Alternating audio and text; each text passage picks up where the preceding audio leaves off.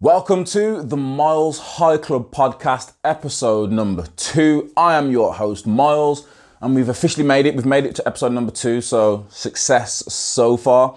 Let's let the introductions. Let's get straight into it. New setup-ish. I'm still in my garage, but got myself a nice little brown leather sofa. Got me some art, some posters up behind me. I was sick. Listen, let me tell you this now. I was sick and tired of all the jokes. I had my friends telling me my setup looked like I was about to shoot an ISIS video. People telling me it looked like I was shooting in Baghdad or Beirut. One person, when I sent them a little sneak preview, said to me, it looks like you're about to do a beheading. I was like, I'm not having this. So literally last week, as soon as I finished filming, I was all over Spock and Facebook Marketplace looking for a cheap sofa. I was looking for anything, an office chair, cheap sofa. Then someone said to me, you should go look around the charity shops. You can get a sofa for about $5. Episode 2, you're going to learn something new about me. I love a deal. I couldn't tell you the last time I brought something full price. I'm just going to keep it 1,000 with everybody watching.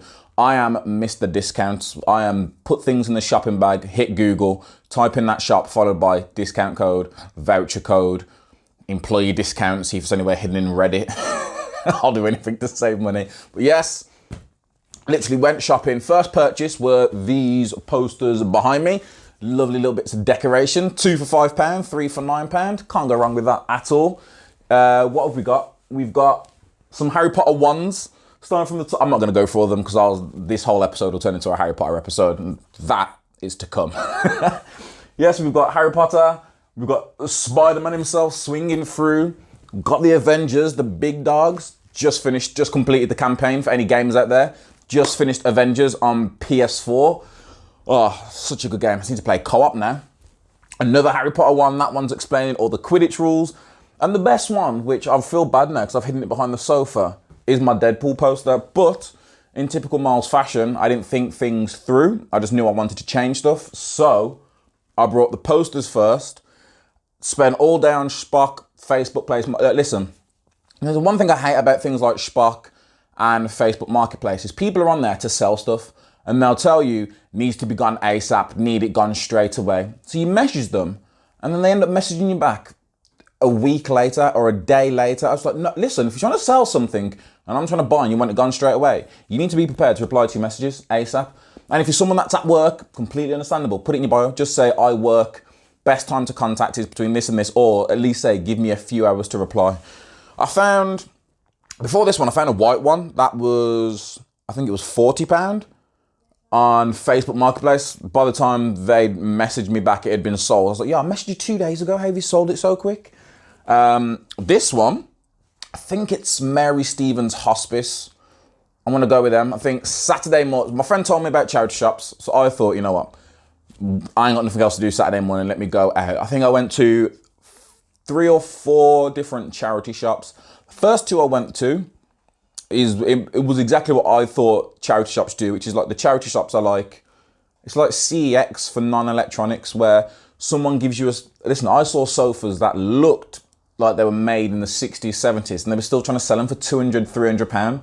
So what kind of charity shop is this? You've probably got this donated to you and now you're trying to flip it like that. Never mind. I didn't want a fabric one, as I said at the start of the video. For those that are listening to the podcast, I'm literally sat in my garage. It didn't look that appealing last week. It looks better. I won't go too far, but it looks a lot better personally to me. I'll look back when I'm editing this and be like, oh yeah, it still looks shoddy, Myles. But no, it looks better, feels better, so much more comfortable. This, I'm telling you now, whoever owned this sofa before me took good care of it because this is comfy. This is one of them sofas. You know when you sit on them sofas, you just sit and you just sink and it's low to the ground as well, like you don't want to move. So after I finish recording, there's a good chance I'm just going to remain seated here. But this bad boy, £25. Let me say it again for the people in the back, £25. For you that are there listening to the podcast, I'm currently sat on a brown leather sofa, hand-stitched. Not too sure if that's true, but it sounds a lot fancier. For £20, can't go wrong. Walked into the charity shop, saw it, £25, had a sat, thought it was comfy. And you know, the only reason I brought it is because as I was stood there umming and ahhing, someone else walked in the shop. 2 people walked in the shop, sat down, was lifting up, saying stuff like, oh, I reckon we could fit this one in the van and it's only £25. I was like, huh. That's what you think. As soon as I heard that, I'd snaked them, U-turn, ran straight to the tills, like I want to buy that sofa right now. Brought it, asked them how much delivery was. I think delivery was £15. And again, I'm one of these people where if delivery costs anywhere near as much as what I want to buy, I can't do it. I cannot do it. I will go onto some websites and spend, again, sale and discount codes, start spending a lot of money. And then as soon as I see £5 for delivery, I will click empty basket. And it's like, I'm not paying £5 for delivery. You mad? Nah, I can't do that. So rang my boy Jack. So thank you very much, Jack. If you're watching / listening to this, came down with his van, picked it up, whacked it in the van Saturday morning, brought it home. And here we are, my new setup for episode number 2. So there should be no more, well, there'll be no more ISIS jokes anyway. Got bullied by my fans. Episode 1, and I've already succumbed to peer pressure. But you know what? It's peer pressure for the better. So let's carry on talking about the topics that I have today. Already covered the charity shop. What I want to get into before I actually cover off my main topic is, it's not a public service announcement, it's a Myles service announcement. It's a Myles High Club service announcement. If you are in a relationship, or if you're in a relationship, or if you're with someone but you're not officially calling it a relationship, an entanglement, whatever you want to call it, and you are out shopping, whether it be a high street, whether it be a shopping centre, wherever you are shopping, can you please not hold hands? I'm just going to let that sink in for a sec. It's one of the things that drives me crazy. You're walking around a busy shopping centre, a busy high street. You're just about weaving in and out through people. And then you bump into these 2 full-grown idiotic adults that want to hold hands while there's a barrage of people going around like, yo, let go. It's not like you're not going to lose each other. Listen, if you are holding hands with your kids, if you are with someone who, I don't know how to sensitively say it, but so you're with someone who has a mental illness, I don't know if that was the right way of saying it, but sorry if you're offended. But if you're with someone like that and you feel like you have to hold their hand for safety or whatever reason, carry on. But if you are just 2 adults who are in love and want to walk around holding hands, let go. Let go. I'm sick and tired of walking up to people and you can see them fighting with each other to let go of hands. Or have you ever walked up to a couple that are holding hands and you think to yourself, well, I can't go left because there's people there. I can't go right because there's people there. So I need to keep going straight. And then they want to treat it like some kind of game and they lift their hands up for you to duck. And then, listen, I will clothesline you both. Every time I see that, everything disappears and I picture myself in a ring and I just want to jump out at both of you, my arms out, double clothesline, pin 1, 2, 3, and then take your shopping bags. It's the worst thing you can do. Just let go. I don't know if holding hands is classed as is PDA, public display of affection. Can't stand that either. If you want to kiss each other in the cheek, quick peck, whatever. Quick peck on the lips, whatever. When you start looking like you're about to film your own erotic film in the middle of the town centre, stop it. Holding hands, yeah. When you're walking down a canal, when you're walking over a field, when you're walking somewhere where you're not an obstruction, but I don't know if it's the holding hands that gets me, or if it's the knobheads that try and do anything but let go of each other's hand. Like it's a quick 1, 2. It's like 2-3 seconds. Let go of the hands, rejoin whenever you get back to each other. But the fact that people try and walk side by side or try and make you go under, over, like there's some sort of skip. Oh no, get out of my face. And calm. I'm trying to make sure my podcast stays as positive as possible. There's people out there that know me now that probably just like giggling to themselves like, come on, Myles, to be honest. That's my little rant. That was my little rant out of the way talking about all of that. But I've made sure I've got my phone with me this time because last week I didn't mean to talk about American Murder for a whole 50-something minutes. It just took over. It literally just took over and then we went off. So thank you for everyone that managed to stay. Shout out all the people that were watching and then had to pause it, go and watch American Murder and come back to it as well. I had some great conversations with a lot of people about American Murder, but we are not talking about American Murder. Again, thinking of what I could talk about on this podcast, over the weekend, I watched another Netflix film. It's by Adam Sandler and it's called Hubie Halloween. Stop right there. Don't pause this. Don't go back and don't watch it now. Don't watch it later. If you don't ever watch this film, you're probably safe. This is not a film deep dive. I'm not going to talk about the waste of a 1 hour and a half hour of my life that I wasted watching this film. It's more talk about Adam Sandler and the trash that he has been putting out recently. If you're watching this and you don't know who Adam Sandler is, Where have you been for the past 20 years? Google him. Big Daddy. Is it Big Daddy? Yeah. Big Daddy, Anger Management. I don't know what else to explain. Adam Sandler, what other things? Grown Ups. Adam Sandler's in Grown Ups. Little Nicky. Great. Little Nicky. Listen, Adam Sandler's early career, can't complain. Some of the best comedic, well, not the best, but some very funny films in his early career. And then he just took I don't know what he did. He took a deep dive, and then I feel like movie after movie just gets progressively worse. The one thing I will shout out Adam Sandler about is he's always got his gang with him. If you've ever watched an Adam Sandler movie, you will always see there's like always recurring characters, and it's apparently they're all best friends in real life, and it shows when you're watching it. There's Adam Sandler, the main guy. I might have to get my phone back out and start looking up names. I tried to do research, but my memory is terrible, man. Adam Sandler, the main guy. You've got Kevin James. If you've ever watched Kings of Queens, he's the main postal guy in Kings of Queens. Or Paul Blurt, Mall Cop. It's just a silly, stupid film, but he's Paul Blurt in that. You've got Rob Schneider, who, if you've ever seen Waterboy, I'm sure Rob Schneider's the one that's, you can do it, oh la la. That was a bad impression, but you get the gist if you know who I'm talking about. And there's a few others. Is David Spade part? I don't think David Spade's part of that. He might be. He's in a lot of the films with them. But that's their little collective. So the one thing I will shout him out is he puts his people on. I'm talking about from some of his earliest films all the way up until now with his, I don't know what Netflix deal he's got, but he has put out a good 10, 15 movies on Netflix in what feels like the past 5 years. I haven't watched them all. I think one of them.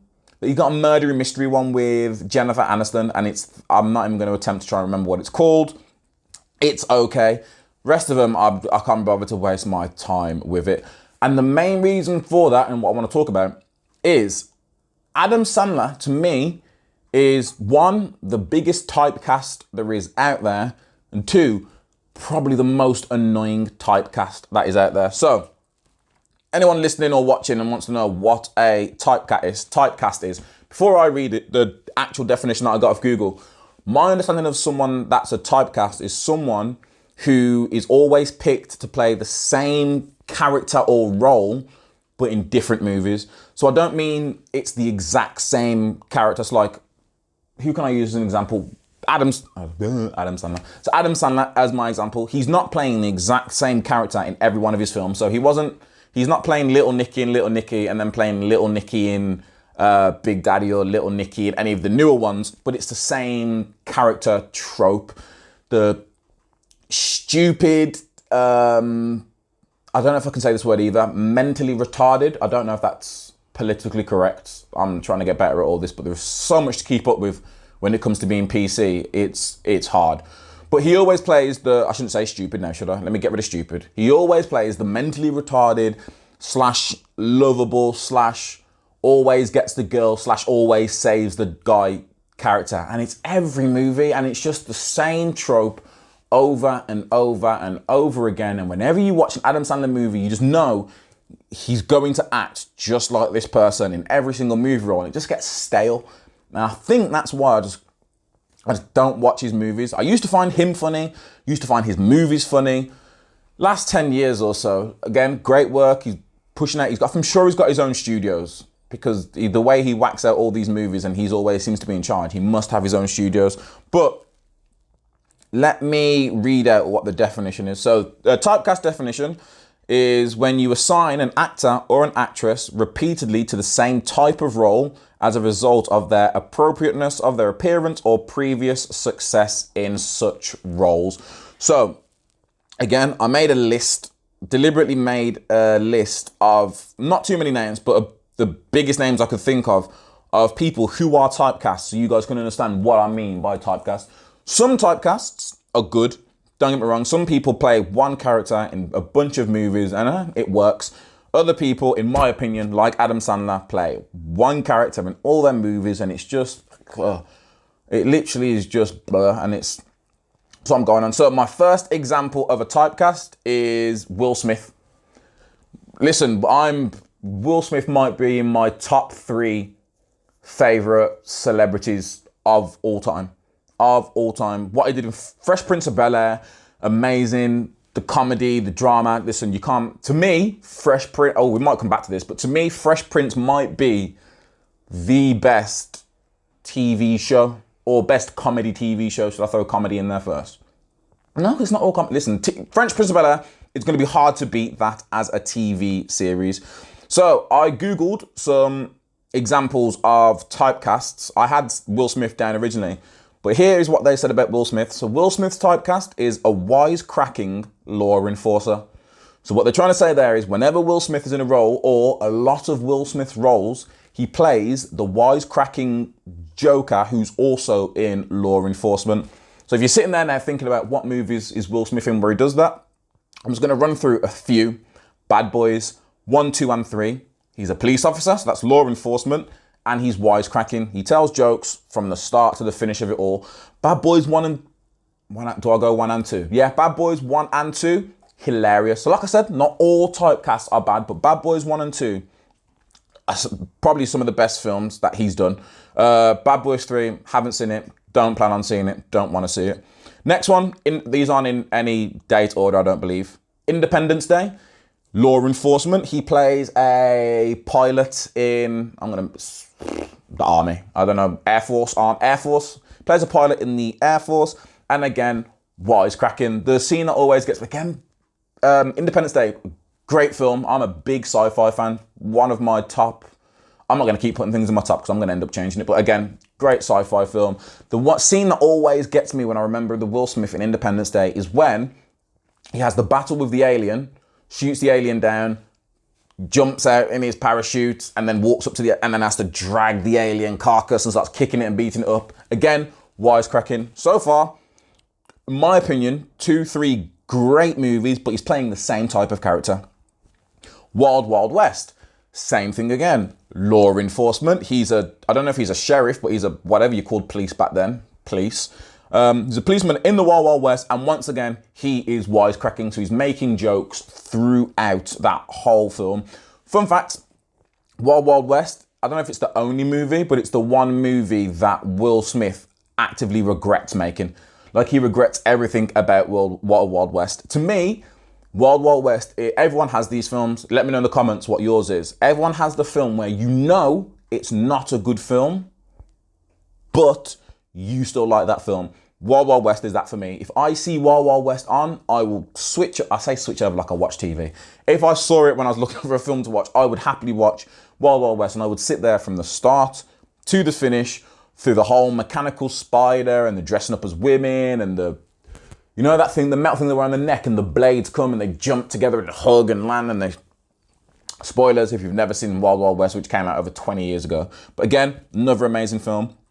Men in Black, 1, 2 and 3. He's in all 3. I got confused. It's number 4 or the reboot. He's not in with Chris Hemsworth. But again, Men in Black, law enforcement. It is law, alien law, but he's still a secret government agent, whatnot. And again, wisecracking in 1, 2, and 3. I can literally keep going. I, Robot is another one. Great film. But again, wisecracking law enforcer. And technically, I Am Legend could fit in there as well. Don't get me wrong, I Am Legend it's a very serious drama. Is it drama? It's a serious one anyway. It's not as funny as the others, but he does crack jokes all the way through. There's the whole scene where he's talking to the mannequin. And again, that's like serious comedy to me. He's not officially law enforcement, but in his head, he's driving around, hunting, trying to keep the zombie, whatever those things are, trying to keep them at bay and stop them from causing harm and trying to find a cure. So you could have the argument that Will Smith in I Am Legend treats himself as law enforcement, but it's always the same thing. Don't get me wrong, Will Smith's one of my favorite actors. Much prefer his earlier films. Young Will, his earlier films are way better than some of the stuff he's done recently, like After Earth with his son Jaden. And I'm going to talk about that, or Jaden, when it comes to acting. But there you go. So Will Smith, that was one of them when it comes to typecasting. Another one, someone else who when it comes to his films, I love the majority of his films. Seth Rogen. And again, the description they gave Seth Rogen was a sweet but hopeless pothead. So in everything you watch well, not everything, but in a lot of Seth Rogen's movies, he has taken the role up to be the sweet but hopeless pothead, 40-year-old virgin. Is he sweet? He is sweet. He's trying to help him get laid, and he seems like a pothead. I don't know if he actually mentions smoking in 40-year-old virgin. I'm gonna have to watch that again. Great movie, but that's the one role. Knocked Up, same again. Superbad, Zack and Miri Make a Porno. You could take the character out of any of those films, drop him in, and you would never ever notice. And this might be a conversation for another day. Another two is in. Superbad, Pineapple Express. Probably, I think I can say this safely, my definitely top 5. One of them's definitely top 3 comedy movies, hands down. Now, the one I should ask is what's funnier, Superbad or Pineapple Express? To me, Superbad they're both, no, hold on, let me get this out right before people come at me. Both films are hilarious. I laugh at them both every time I watch it. But the funnier movie, to me, Pineapple Express. And if again, here we can have an argument about this. The funniest scene to me in Superbad is when McLovin gets punched out of nowhere. You know, McLovin's in the shop and he's trying to get alcohol, and out of nowhere he just gets jaw-jacked.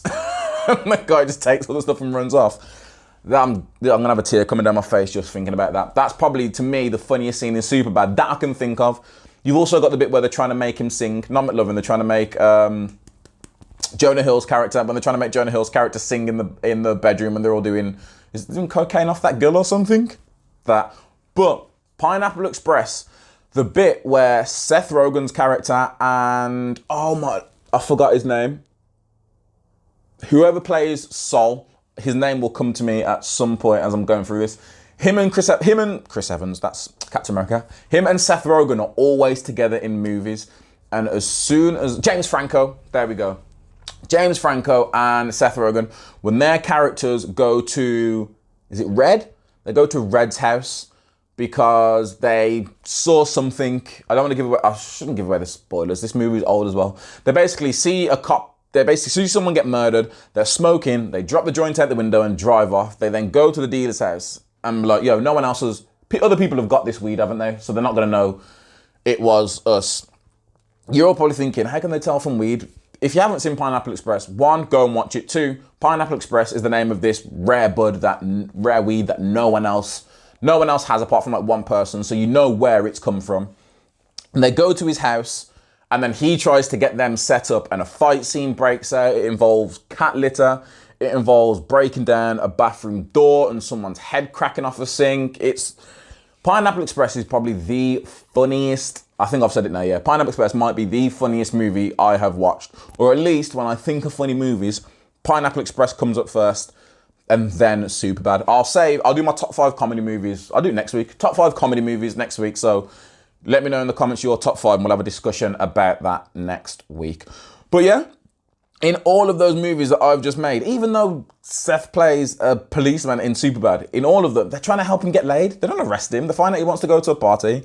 They go to a party, see him, and then they arrest him to make him look better. So, yeah, Seth Rogen in all of them plays the sweet but hopeless pothead. And again, so far, the Will Smith and Seth Rogen as actors, I think they're both amazing. In terms of the films I've just mentioned, I've watched them all and I like the majority of them. In terms of their whole body of work, I'm a fan of Will Smith, music and movies and TV, and I'm a fan of Seth Rogen, whether it's him acting in it or whether it's his own movie like Sausage Party, which, if you haven't seen Sausage Party, again, that's something that needs its own separate discussion from all the religious undertones to, and listen carefully when I say this, the food orgy at the end. And if you've never seen it, I don't want to give away what the food orgy is, so go and watch that Sausage Party and make up your own mind.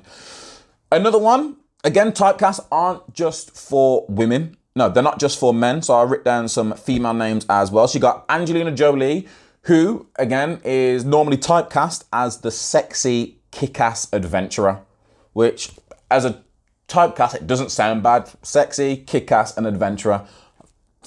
I wouldn't call myself an adventurer, but sexy, kick-ass. I can see where they're going with Jolie. She's kind of like myself there. So she's got Gone in 60 Seconds, Tomb Raider, Mr. and Mrs. Smith, Wanted, and Salt.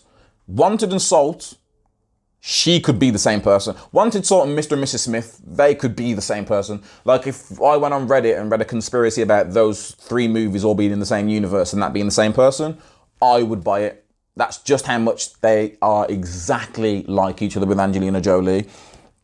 And is it? I don't know if she's my favourite actress, but she's definitely in my top 5. Again, it might be because of the one role she plays in one series of movies, but Helena Bonham Carter, she's always typecast as Mad with Power / the Crazy Lady. If you don't know who Helena is, she plays... Hold on, let me see if... There you go. She plays Bellatrix Lestrange. That's her wand right there in the Harry Potter series. She also is in Sweeney Todd, and she's in Alice in Wonderland. Again, Alice in Wonderland is... she plays the Queen of Hearts. Yeah, the Queen of Hearts. The off with the bloody big head. The big-headed queen. There are other movies as well. Now, Helena has 2 typecasts. The one typecast that I saw first was the Mad with Power Crazy Lady. The other typecast is that she plays the crazy lady in Tim Burton movies. And then there was a stretch of Tim Burton movies. Is it Dark Shadows with the vampires that she's in that one as well? And again, she plays similar characters in a bunch of different movies. Now, even though Bellatrix Lestrange is a bad guy, and even though it is her that fires the curse, I'm not crying, you are. The one that fires the curse at Sirius in the Goblet of Fire. Ooh, all the Harry Potter fans, anyone that thought I liked Harry Potter then was on there. I was like, Myles, are you sure you're a Harry Potter fan? I am, don't you worry about that.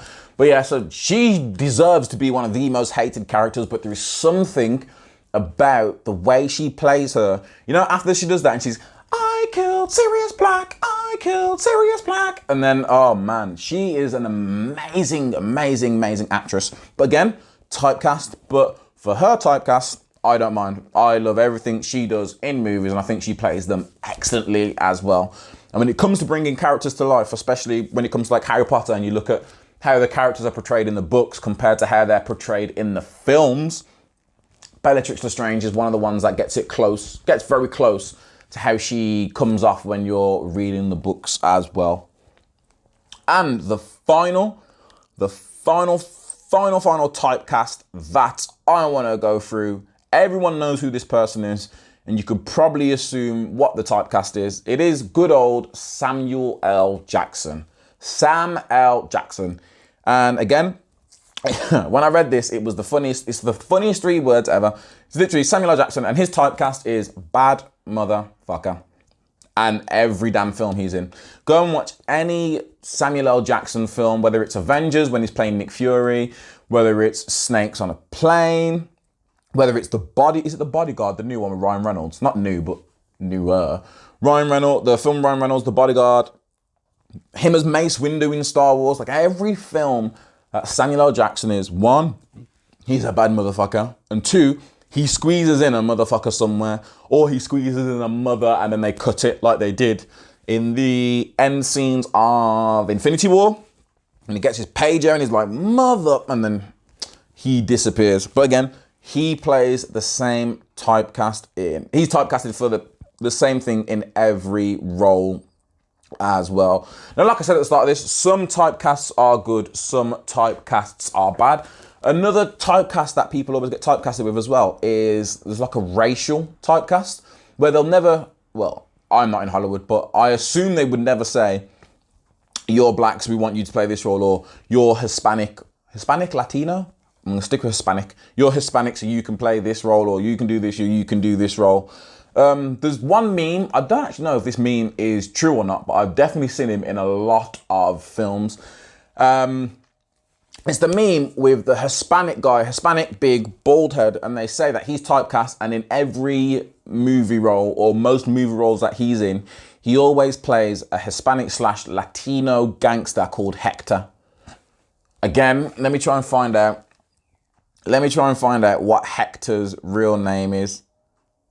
Okay, I typed in Hector and it popped up straight away. Is it Noel? No, I'm gonna say Noel. Noel Albert. Doesn't sound very Hispanic, does it? He's an American actor. He's not even Hispanic. His nationality is American. Okay, he's a Latin American. I believe that's the way you pronounce it. And apparently he plays Hector in a lot of the TV roles that a lot of TV or movie roles that he's in as well. You also get the ones where there's ones like Jennifer Aniston, who always plays she always plays like take the dumb parts of Rachel from Friends. If you ever watched Friends, take like the dumb, heartbroken, always getting left trope that Rachel has in certain seasons and certain storylines, and apply that to all of Jennifer Aniston's characters when she's in movies. She just plays the I feel so sorry for you. You always get your heart broken. You got left by Brad for Angelina, and it seems like you just play that real life role in all of the movies that you are in as well, which is another conversation. But that was a deep conversation that I went into on Typecast. If I forgot any Typecast, again, jump in the comments and let me know if you guys if you've ever noticed a Typecast. Or another chance that I might have just done is I might have just ruined a bunch of films for you, especially when you start watching new films and they start coming out. There are some people, again, I won't use names, but there are some people that, for example, will always play the villain in a movie. And the bad thing about that is when you watch movies where they don't overtly tell you who the villain is, it's one of those ones where it's like a false villain, or you never really know who the villain is till they get to like the third act, and then that's when it all starts playing out. A lot of the time, you can guess who the villain's going to be, because you'll be like, oh, well, you play the bad guy in every single movie you are in, so why is it going to be any different this time? And 99, 98% of the time, it's true. It literally works out. Who's another one? Oh, Jason Bateman. Jason Bateman's a good one because he is typecast, but he's a different typecast because he always plays like the smug, sarcastic, kind of negative but realist character in movies and TV shows. Whether he's the good guy or the quote-unquote bad guy, he plays that sort of sarcastic role of the guy in Ozark. He plays that role throughout every season of Arrested Development. And if you've ever seen Zootropolis, the animated Disney, is it Pixar or Disney? Disney Pixar, that's the safe way of saying it. Disney Pixar movie Zootropolis, he plays the main fox in that. And it's the exact same, he has the exact same tropes in that. The sarcastic, negative realist that like he wants to help but doesn't want to help. And he's only ever going to help if he's in it for himself. He literally plays that trope across TV shows and movies. But again, Jason Bateman, I think, is an amazing actor. So he does that fantastic. What else did I have on my list to talk to you guys about? That's another one, actually. I was talking about being PC and how hard it is to whether I'm being PC or not. Actor, actress, is that still a thing? Only because I don't know if it's changed. So I know previously, if you were, like, this is where the whole PC thing goes out the window for me. I'm not deliberately trying to be insensitive here to anyone watching or listening to this. So, you've got men, you're not meant to say male or female anymore, apparently. When you're referring to a human, you're meant to say man or woman or other. Or they don't identify. I don't know what you call someone that doesn't identify. I'm still getting used to all this. I know it's 2020, but give me some time. I don't know anyone that doesn't see themselves as either a man and calls themselves a man or male, or someone that sees themselves as a woman and doesn't call themselves female. So hopefully I will bump into people or start meeting people that can help widen my knowledge. But yes, you got a male who performs in front of the camera is called an actor. And then a female, I just said I can't say male and female. A man who performs in front of a camera is called an actor.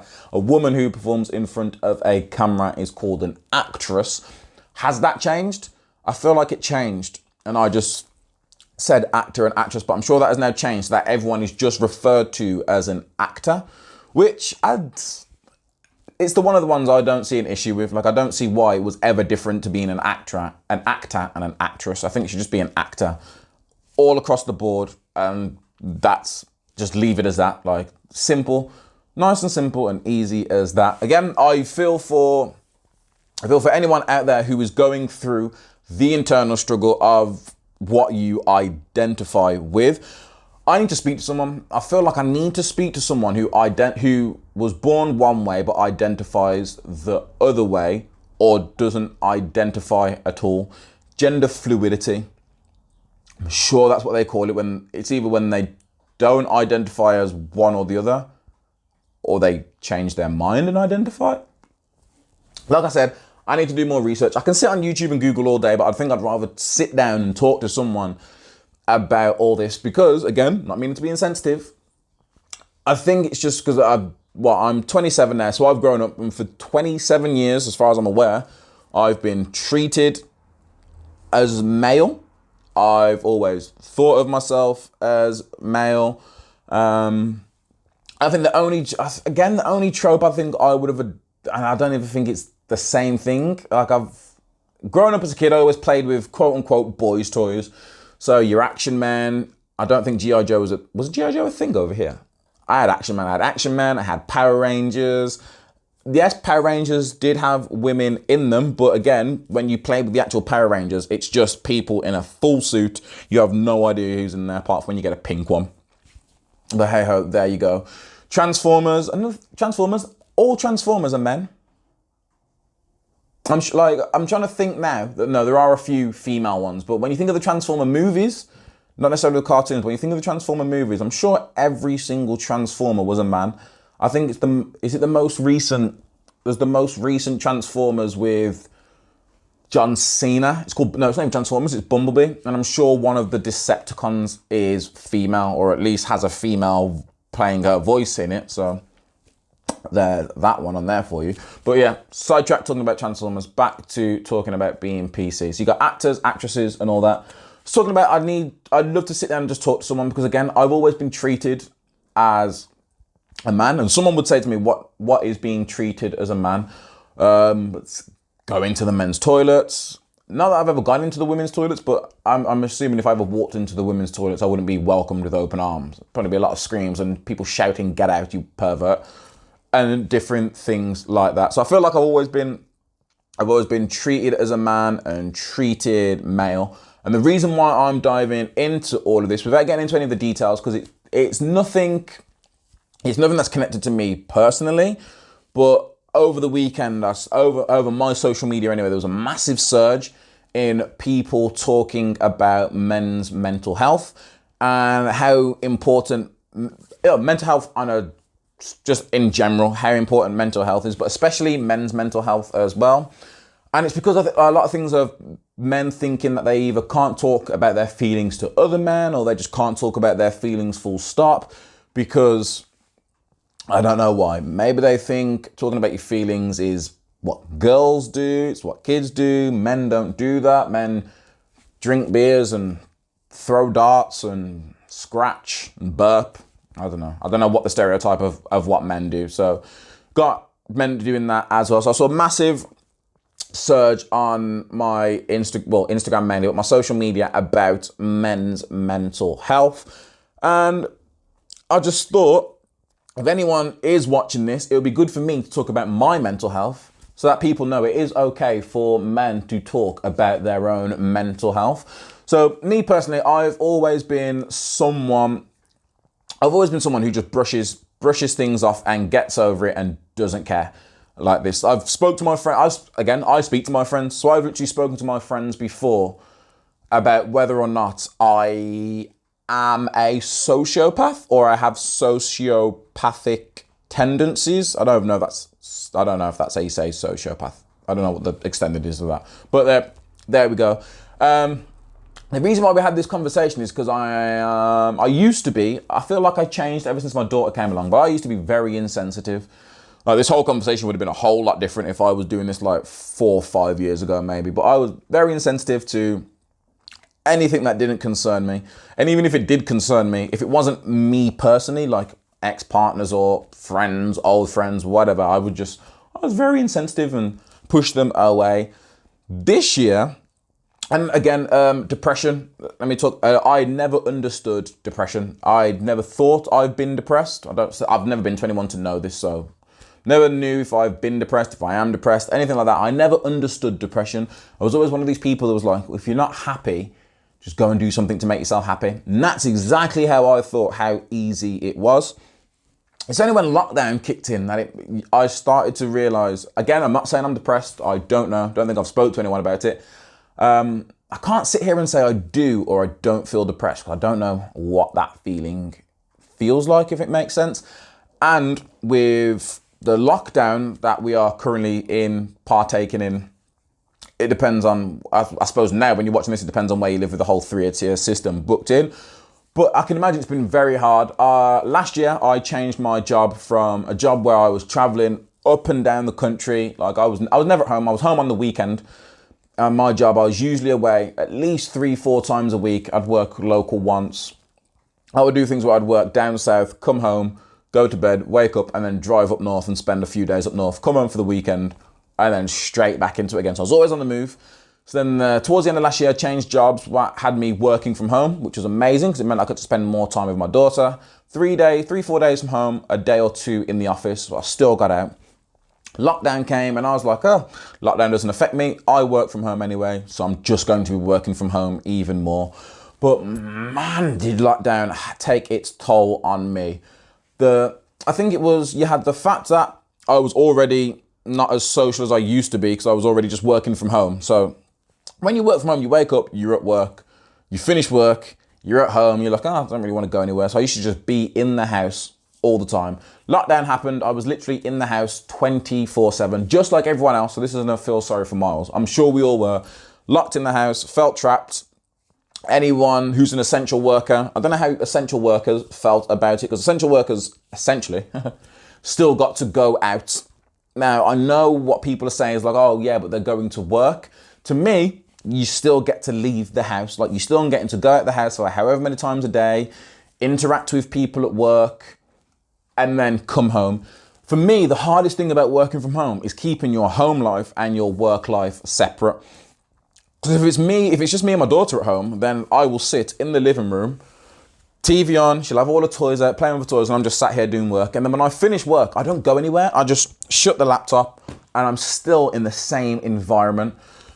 And after a week, it's fine. After a month, you're like, yeah, I can't wait to get back out. But after 3 months we were in the strict lockdown for, where you couldn't really do anything. After 3 months, it really took its toll on me. And I was just like, I can't be in this house anymore. I was doing everything. I was taking my time when I was doing my food shopping because food shopping meant I could leave the house. Like, I could leave the house and get some fresh air and be in a new environment. But the issue with food shopping is there's no social element involved. You can talk to the cashier, but there's no social element involved of talking to other people, talking to friends, talking to family. Because the major lockdown happened, all the gyms are closed. Our football team, that stopped. So no more training, no more games on a Sunday, interacting with your friends, which again is still different. Anyone out there that plays football, and anyone out there that's listening that has a partner that plays football or a partner that plays other sports, one thing you should know is when your partner goes to training or goes to play their game, that is not a social interaction. Don't get me wrong, they are interacting socially, but that's not chilling with your friends. It's not going out. You're literally, for me, training, I go to training for 1 hour. Yes, I talk to people, but I'm also training. And then at the end of the week, you got football. Yes, again, we talk to each other, but you're playing a game. You get there an hour before the game starts, warm up, game kicks off, 90 minutes. As soon as the game's finished, quick chat, and then off you pop.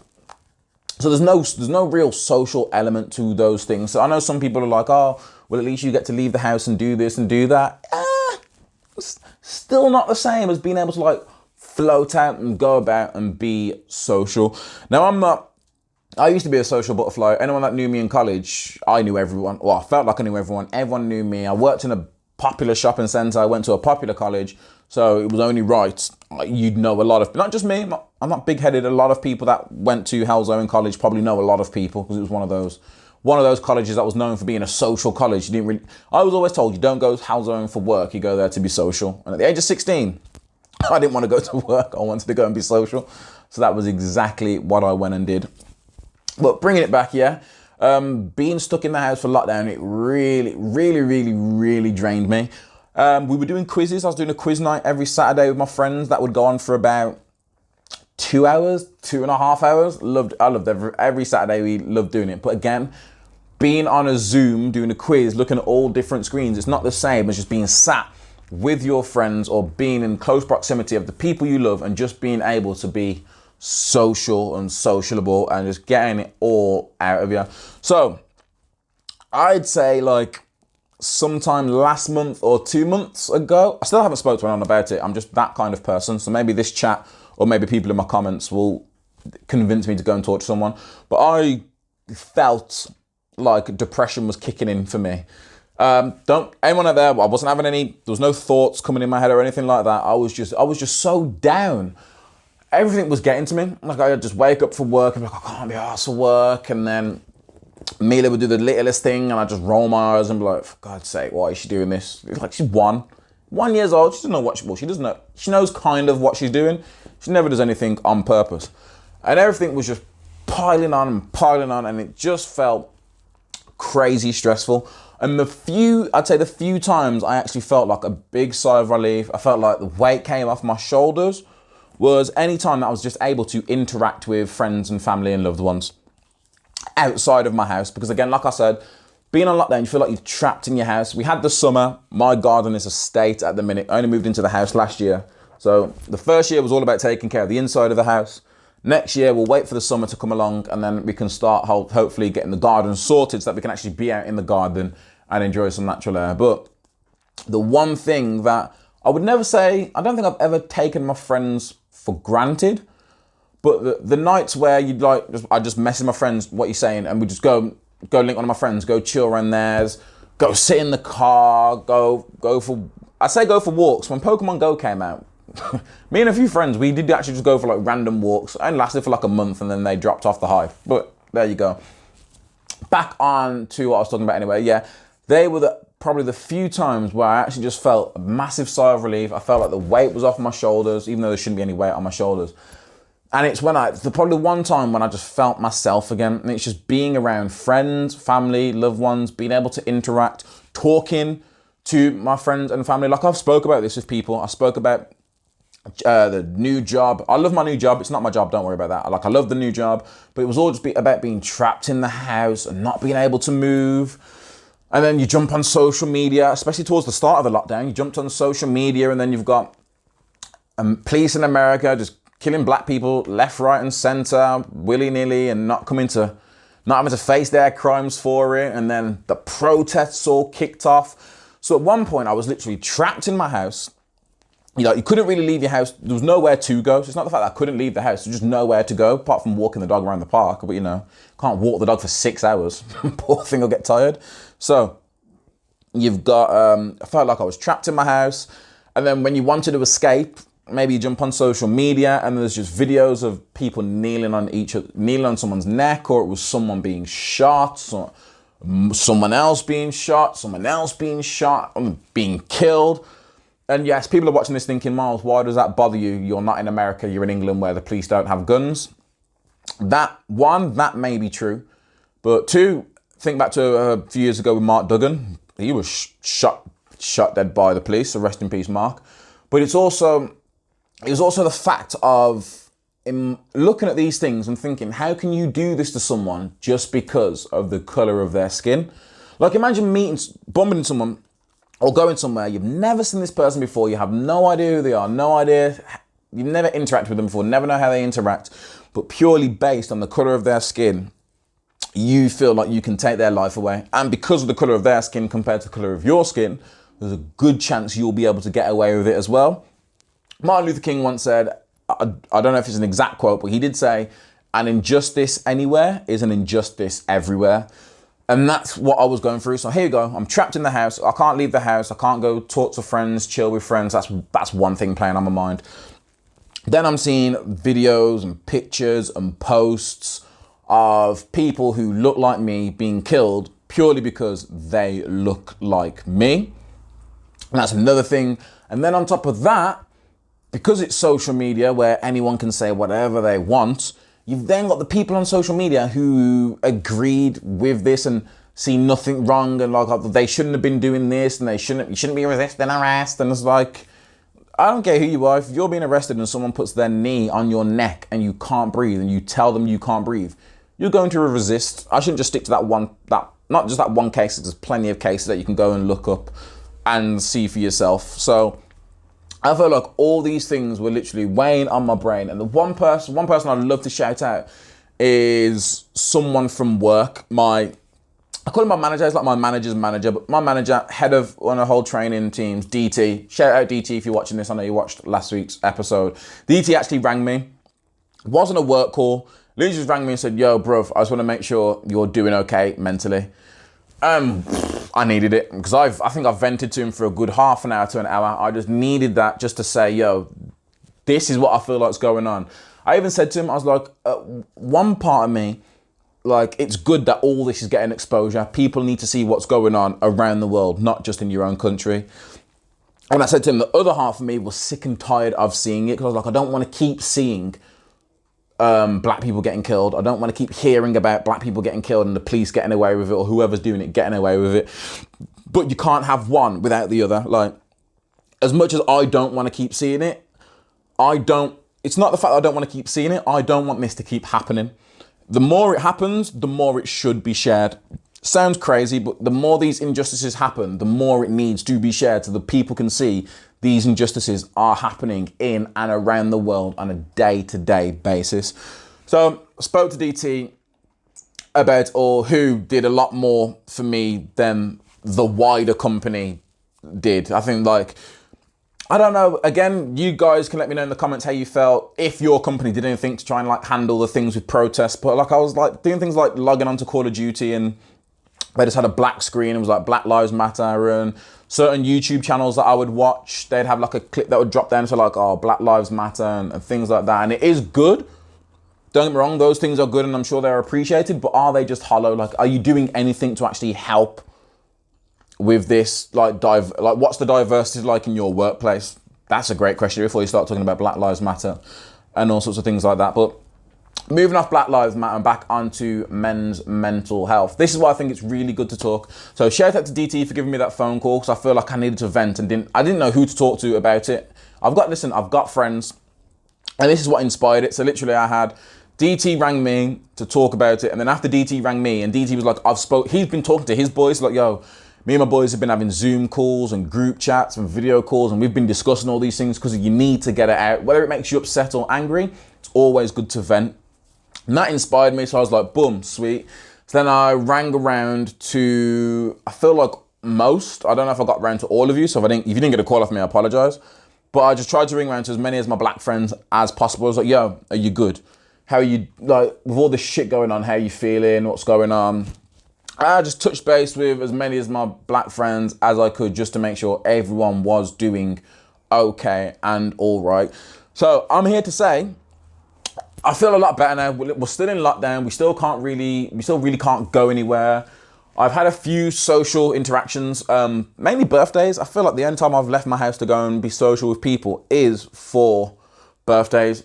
And again, it's only 5 to 6 people coming out, a handful of people. So I think it's really important. So first of all, anyone watching this, but especially the men watching this, so anyone watching this, if you are feeling anything, if you're feeling down, angry, depressed, alone, lost, confused, exhausted, everything that I've just mentioned, I felt at some point, especially during this lockdown, because it's just not helping.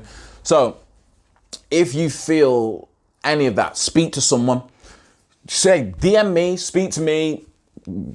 I'll call you if you need to. I'll speak to a stranger. Doesn't bother me. Speak to me. Go speak to a friend or friends. If you don't want to speak to a bunch of friends about it, just go find one friend and just pop up and just vent to that friend. Especially to another male. If you are a man, go and vent to another man. Go and get those feelings off your chest, because it's always the men that want to hide it and want to put on a brave face. And unfortunately, a lot of people, men and women, do put cries for help. They do put cries for help out there. Like, I saw one post on Instagram saying that there are people out there who are sharing the post saying it's okay to not be okay. And they're the people that aren't okay. And by sending that out, it's like a cry for help to say, I'm not okay. I'm saying it's okay to not be okay because I'm not okay and I want someone to talk to me. So check up on your strong friends, check up on your funny friends, check up on your friends that you haven't heard from since the start of lockdown. It's probably not you, there's probably just a reason. It's hard to stay in touch. I know you probably listen thinking when it's lockdown, it's the easiest time to stay in touch. It's not, believe me, when you're locked in a house by yourself, it's probably the hardest time to get in touch. So let me see where we are for timing. Because I want to make sure I'm not going.